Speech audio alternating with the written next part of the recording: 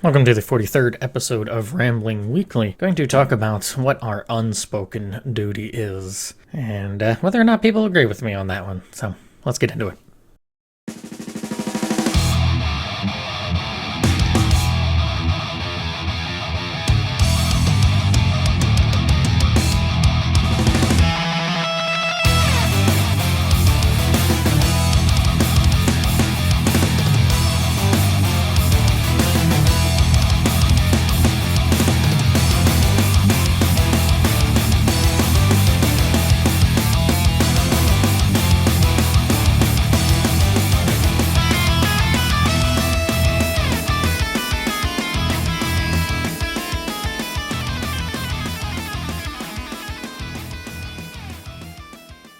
Welcome back. That song there is Emergency Order from the Hajimari no Kiseki album, and I don't know, I've been in a mood for that sort of stuff. The song selection this time is a bit more bombastic, but what can you do? There are soother tunes in it. I still haven't beaten the game.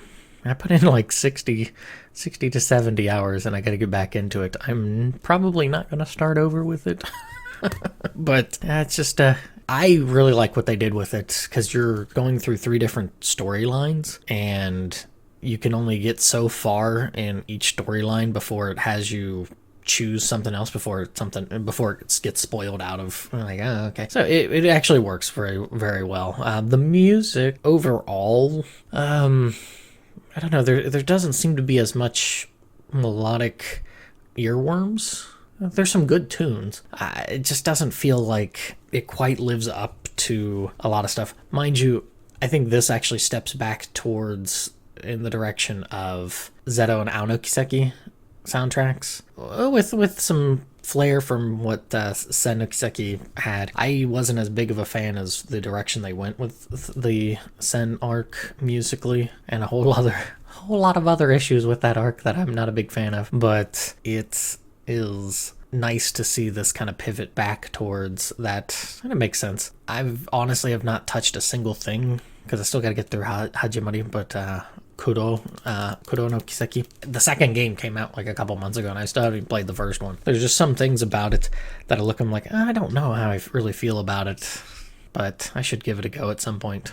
Not just judge it from a distance. Who knows when that'll be, though. They do kind of step up a little bit. It feels more artistically in line with, like, maybe Tales of Arise, in that vein. I don't know. It is what it is. What I have played of Hajimari, I like it. At least that chunk, Sen 3, Sen 4, and then Hajimari have been enjoyable to me. After what Sen 1 and 2 were, I'm okay with it. So how's everybody been doing?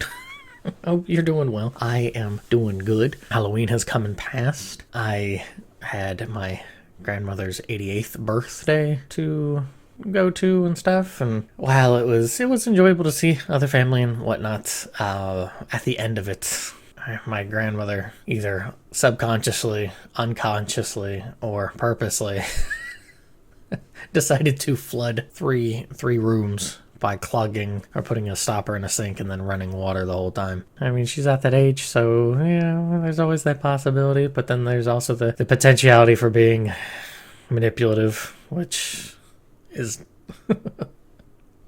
a personality quirk, we'll say, that some would say she has. So I had to spend like 2.5 hours trying to get water out of carpet so things didn't mold underneath and whatnot. That was fun experience. Fun.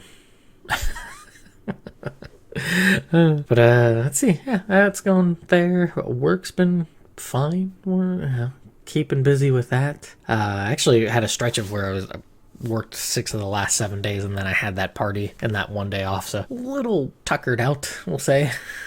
This is kind of like, oof. Not nearly as time consuming as the previous job, but just it's certainly a lot more physical effort being exerted, so it's just like, oh boy. Let's see what's been going on other than that. Halloween is coming past, so I took down my Halloween Halloween decorations. There we go, that's the word I was looking for. Getting ready to some degree. A little harder to have like Thanksgiving decorations to some degree. I mean, you know, put up leaves are changed over, and I guess you could put turkeys. I don't really have too much in that vein. I've got a harvest gnome. That's about the extent I've got when it comes to Thanksgiving. But we're looking forward to that. Game-wise, I've been still playing a little bit of Indivisible. I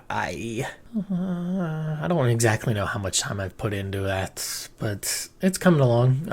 There's certainly times I feel old because a lot of the button presses either don't feel intuitive to do that, like say, because it's a lot more platforming than I was anticipating. But say, you know, one button has you throw a spear, but to use that spear as kind of like a pole vault is a different button plus pressing down. So it's your jump button plus pressing down, which my brain's kind of like, but it's the spear, so wouldn't you want to use the spear button? So I know it's much more on me, but there are times where I'm just like, and I'll fiddle fart around and goof up on controls and stuff. It's nice that at some points in the thing you can hear very strong Kikuta presence in his musical compositions for that game. That's been nice. Plus the animations are really well done, and the voice acting is ridiculously star-studded.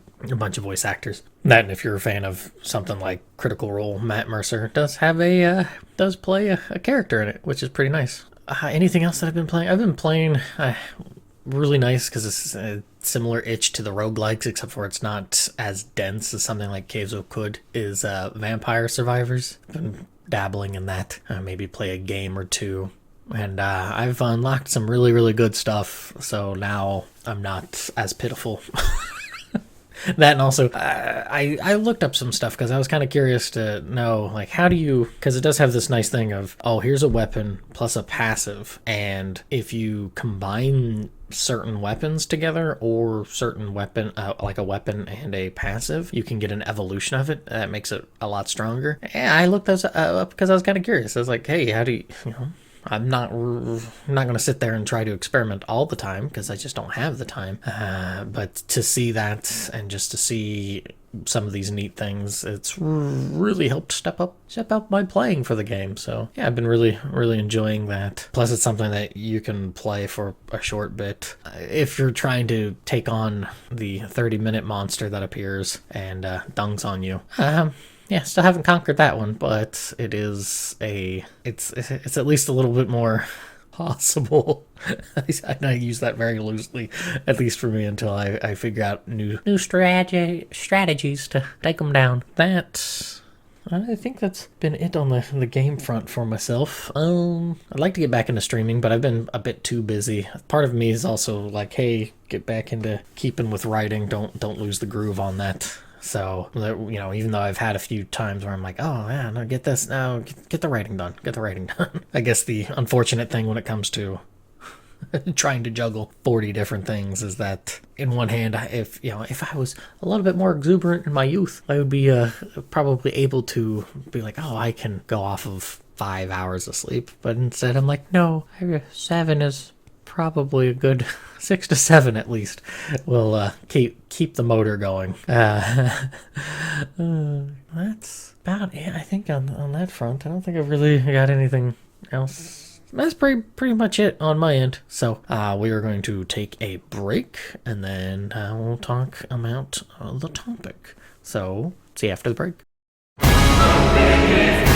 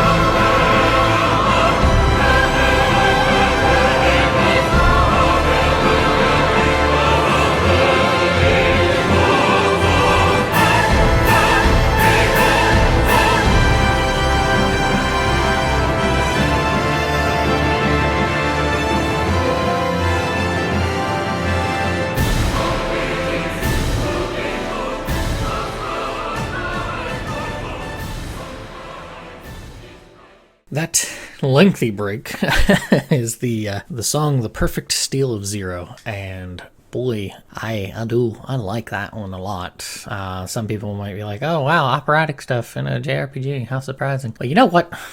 It works. It's good. It's enjoyable. It's enjoyable, and as hard as it may be to understand it, or at least in my ears, it's a bit difficult to hear. The booklet does tell you what the lyrics of the song is, so if you want to look those up and hear that, yeah, it is good. I like it. There's no other way to put it.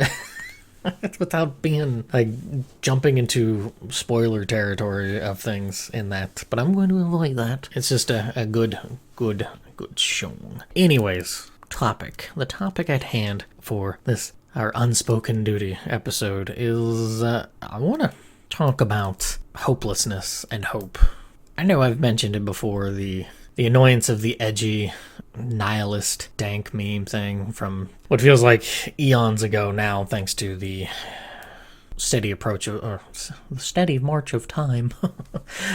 It seems to be a bit more steady as its pace feels like it's quickening as I get older, but I was forewarned of this, so I shouldn't really be surprised. However, I do find it annoying that that sort of mentality became so ubiquitous, so entrenched in online attitudes, and because of how the mentality has been, internet is serious business, we have unfortunately taken that masquerade a little bit more serious, and that has the mask we don on the internet has now become more and more of who we are, I guess. And that mentality of everything is ending, that's where we're at. We feel, it feels like we're repeating what the 60s and 70s to a large extent, where these doom and gloom, everything is over, there's nothing to live for kind of thing. Why, when we are close to nuclear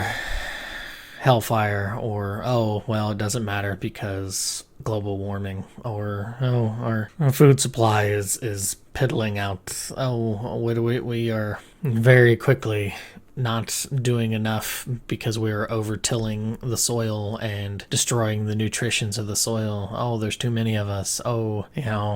Potentiality of a comet or asteroid. So much doom and gloom. And I want to bring up an article I seen a while back as I click on it because I had it brought up, and I will link it down below if people are interested in reading it verbatim reading it fully themselves instead of kind of me glossing over it to some degree. But it was put out by CNBC, and this was back on July 4th. So I think me in seeing this was one of the one of the reasons why I wanted to get back into doing the whole Rambling Weekly and stuff is because of things like this. It helped kind of foster in some other ideals and thoughts and stuff, and I was like, yes, let's do that. And this article is from a child psychologist, and the title is "The Number One Skill That Sets Mentally Strong Kids Apart from those, quote unquote, those who give up, and How Parents Can Teach It." Let's see here. A raging pandemic, gun violence, climate change, an educational psychologist. As an educational psychologist, if I can learn how to talk, I have firsthand, wow, why can't I read? I've seen firsthand how the troubling events of today are taking a toll on our children. And how it goes through blah, blah, blah, blah, blah. Research shows that hopefulness can dramatically reduce childhood anxiety and depression. Hopeful kids have an inner sense of control. They view challenges and obstacles as temporary and able to be overcome, so they are more likely to thrive and help others. Yet despite its immense power, hope is largely excluded from our parenting agendas. And then it goes on to say that hope is teachable by doing a bunch of different things. Stop negativity of the moment, use hopeful mantras, teach brainstorming, share hopeful news, ask what if, celebrate small gains, boost assertiveness, create gratitude, rituals, embrace service are some possible ways to help. There is a link to this quote-unquote research. I will say this, you can look at the abstract. More importantly, if you look at the references, and I say importantly, there are a ton of references, and only probably about maybe 3 or 4 or so, it's a handful at most, are from after the year 2000. And I mention that because a previous article elsewhere is like, hey, a lot of studies in the last 20 to 25 years, we can't replicate. Shrug your shoulders. Oops. So it's kind of a problem when you have a study about something and it is unable to be replicated, or when it is replicated, it isn't, the data skews differently. So bit of a problem in that. But a lot of the references used for the research on that actually comes from years ago. Not to say that, it's obviously true because it happened years ago and it's entrenched in there. However, something to bring up. Myself, I have always been on the back foot of laziness, we'll say. I'm not a big fan of psychology in a lot of ways, because I feel like people who study psychology have this intent on trying to figure out people. And I think people are there's too much going on to be able to figure out somebody completely. But I think that's the aim, is to be able to go, we have all of these things in place, we can understand, we know exactly what's going on with you. I think it's far too complicated for that, but maybe I am wrong. I mean, I am just now bad-mouthing a whole branch of science. Soft as it may be, and squishy, just like our brains. It's a neat thing to look into, to try to understand people to some degree, but in the same hand, I think it requires a form of neuroticism to then be like, it's similar to how people get into relationships and they're like, I can fix this person. It's a bad idea. But when you extrapolate it out to tons of people, evidently it's not a bad idea. It's just psychology at that point. So this is coming from somebody who doesn't really see much of a merit in therapy and stuff like that, but that's only because I'm looking at it from my own self. I don't know. I can only take it from my perspective, and my perspective is not really my thing. Could it be good and useful for other people? Certainly. I also think that having people, and this can be a topic all entirely to itself, it's a topic I did want to talk about this week, but then I've seen this and I was like, I actually want to get into this finally. But I think having supportive people around you, friends, family, neighbors and stuff, I think that's a much stronger way to go about remedying issues that someone may have than to go to a therapist, because then it feels like you're compartmentalizing things. So if you're only able to, maybe you can extrapolate the lessons from the therapist outside of the office, but it feels like it's an easy trap to fall into, to be like, I'm just going to unpack my baggage here, or have somebody do that for me and then wash my hands of it. Did it, I'm done until next week, next month, sort of thing. And I know that's probably on the back end of opinions. I just keep digging this hole, and I'm willing to dig it as deep as it needs to be to bury myself completely. I guess that's what I got for that. Anyways, more importantly, hopelessness and being hopeful and stuff. Back to the whole, we're kind of, it feels like we're echoing the 60s and 70s with this doom and gloom. I think it is exacerbated by the internet. It's megaphoned by things like the internet, to where, if you're in an environment where there's just one person with a really loud megaphone, or they're blaring music or something like that, and it's just really, is this the place to be doing this? Kind of thing. Except for it's the internet, so you can step away from it anytime, right? It will be its own little nuisance. The moment I get away from my computer or leave my phone and go into another room, the internet's gone. It doesn't exist. It's outside. It is what I have object permanence problems with the internet. It's just, it doesn't exist anymore. I am a newborn babe, and I am now plopped in another room and don't have to deal with it. That's really what it is. Despite those things, look at the 80s. There's a lot of that there, of just the grunginess, but yet still a hopefulness in a lot of music. For example, think of somebody like Whitney Houston. Look at the just evilness and just horrible things that end up happening in her life to some degree. Not to some degree, but but they're just very, very bad things that end up happening. But she has, want to dance with somebody and things like that. There is a hopefulness in a lot of music, and you have to. This is where I always get annoyed with people who feel so entrenched that the moment they've come to a decision on something, that's it. Hence the conversation's never over. The conversation's never over because there is always. This is why, empires like Rome don't last forever, or something after time. It doesn't even have to. It just takes that one little problem to fester and metastasize all throughout, and then eventually the cracks start showing, and then crumble. It happens. It's the atrophy of life and all that sort of fun thing. I guess for me, like that, you have all these problems that are going on, and despite all those problems that are going on, like look at the 60s and 70s, they still had fun.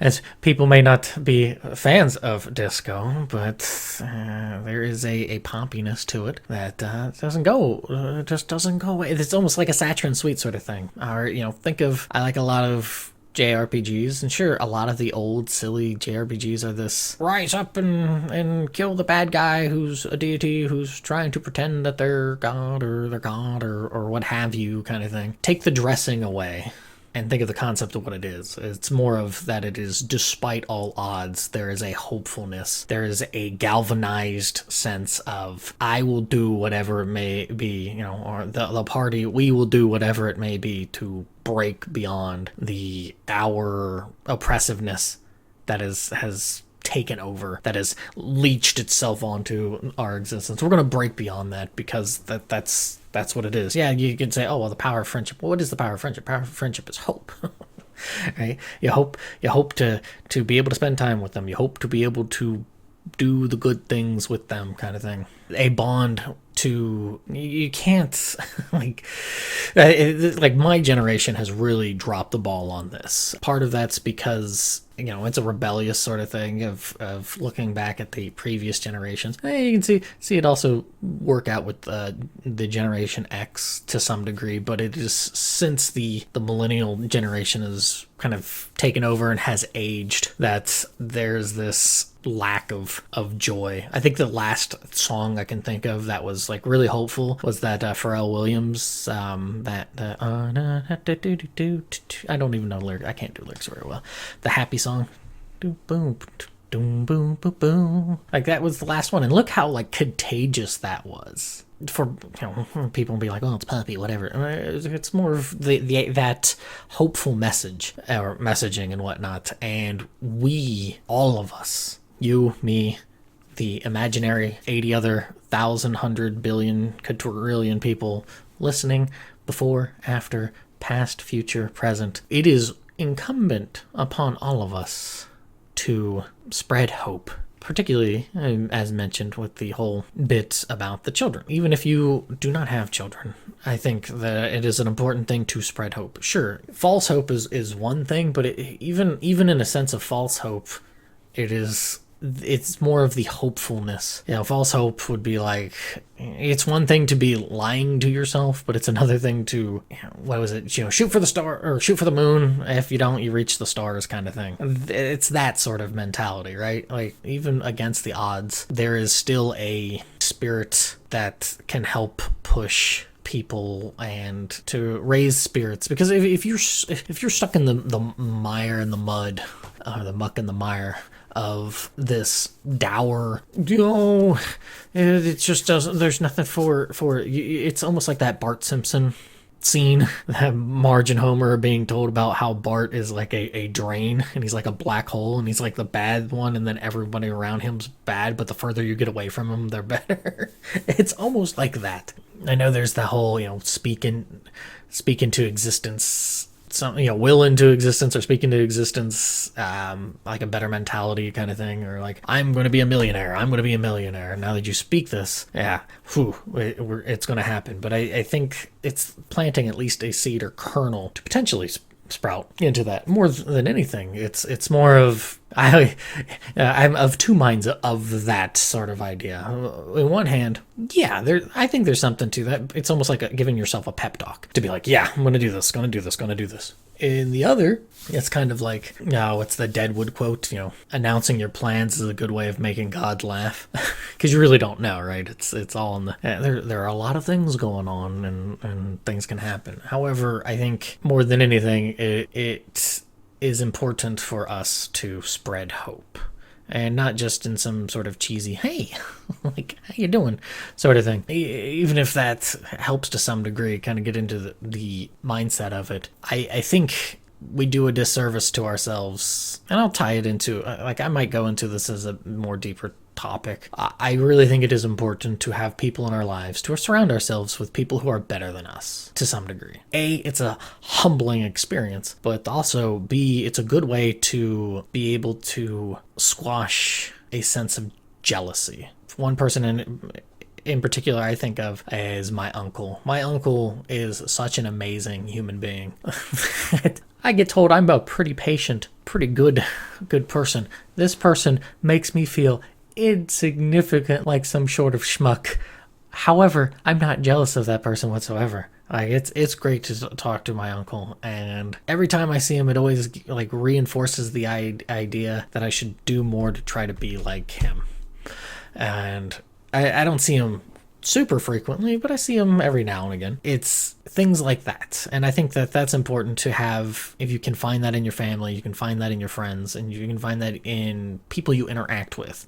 If that isn't possible, being able to find that in characters that in books that you read or games that you play. I lean back on a couple things. One, Bron Mockmorn from Robert E. Howard. I love the defiance of that character in the face of pretty much seeing the doom of his people as the fictitious telling of the Picts as they are dealing with the Roman invasion of that time. I love that concept, and just so much power there to it and everything. That this person is going to be defiant and stand for himself and his peoples, as opposed to just allowing fate to... Sure, he's going to get squished, but he's going to get squished on his own terms, as opposed to letting everything else, fate or whatever, be like, oh, you're going to get squished like this. It's like, no, I'll be squished like this. Thank you very much. I'll do it how I want. That, or I think of the hopefulness in the absolute... And I think it's a very poignant thing. I don't know, maybe it isn't seen so on. I don't know, it's always very impressionable to me, but Chrono Trigger, when you go to the future and you are able to plant that seed, I think that's a very strong sense of hopefulness that's just really, I said, poignant. There's a lot of other stuff going on in that game that kind of sticks out as well, so it's kind of, I think that it might bury the lead with that, especially because it happens kind of early in the game. But just seeing how absolutely decimated they all are, and there's just a hopelessness to it. But I think that's where, having the games where they're pushing defiant against all odds kind of thing. And sure, it's a game and whatnot, but I think in the same hand, I think that's to lean on I'm probably gonna paraphrase it, even though it is said by the bad guy in the exchange, the Proto Men's first album, where Mega Man and Proto Man are fighting each other, operatic thing. There's a line in which Proto Man's like, there are no heroes left in men. Do any one of you value courage over life? And sure, there is a recklessness that you probably should avoid. However, I think that there's something to that courageousness, that defiance is important, and without that, the world gets a bit dimmer, gets a bit bleaker, and I don't know, I feel like without those sorts of pockets of hopefulness, those shining valiant hearts, that it's an injustice to life we live to be just so miserable when there are just so many things out there that you can be happy about, and B, it's just for lack of a better way to put it, it's just a miserable way to live. I don't believe I'm the one that has to I'm not like half having to, or it's just odd for me to feel like that I I feel this way in certain ways just because of my life. It's like, it hasn't been the greatest of times. Oliver Twisted, it was the best of times, the worst of times. A lot of worst of times as opposed to a lot of best times. Yeah, here I am feeling like I am almost like being urged to have to say this just because of how just down in the dumps everybody else seems to be. I don't get it. Like, if people have described my personality with a color of orange, and this is just a very warm kind of color to it. I don't know when I became a cheerleader to rah-rah people, but if I have to be, I guess that is my fate. Oddly enough, I'm cool with that. Just because I know how absolutely miserable it can be to feel like you're being down in the dumps. People who've read Sudraba, it's a pretty down in the dumps kind of story. But despite that, yeah, there are still glimmers of hope in there that I hope to circle back to at some point. I don't know. It is weird to me how, and maybe it is because it is just seeing that so much on the internet and then not being able to see as much of it in real life. That's where I feel like people should make more of an effort to revert internet back into being the silly season place and real life being a lot more serious, and not just simply saying that, yeah, leave to take from Vienna, good old Billy Joel song, take the phone off the hook for a while. Yeah. You can afford to lose a day or two kind of being away from everything. I think that would help. Is it though? No, I think we're stuck on that train track. But you know what? I'll be there, going to try to stop the train from careening into silliness. That might squish me in the end. But you know what? It'll squish me because I choose it to squish me, not because it's just gonna squish me. Darn it. I will not be denied this. I will do my darndest. If anything, that's what I've got to say. It is our unspoken duty. It is our responsibility from one human being to another to instill hope in each other. And if I must be the wellspring the well that springs eternal hope, by gosh darn it, I will do so. Not out of any sort of sense that anything other than because I wish to see other people and everybody else around me succeed and do better. And if that makes me a bad guy because I am putting expectations on other people, I guess to say, to be like, okay, you're here, but let's try to raise it up. I do the same thing to myself. So I guess if anything, I am my own internal antagonist. But darn it, we can all do a bit better. The first step to doing that is by being hopeful and giving that hope to other people. That's all I got. We're going to take a break and go into a quote. See you soon.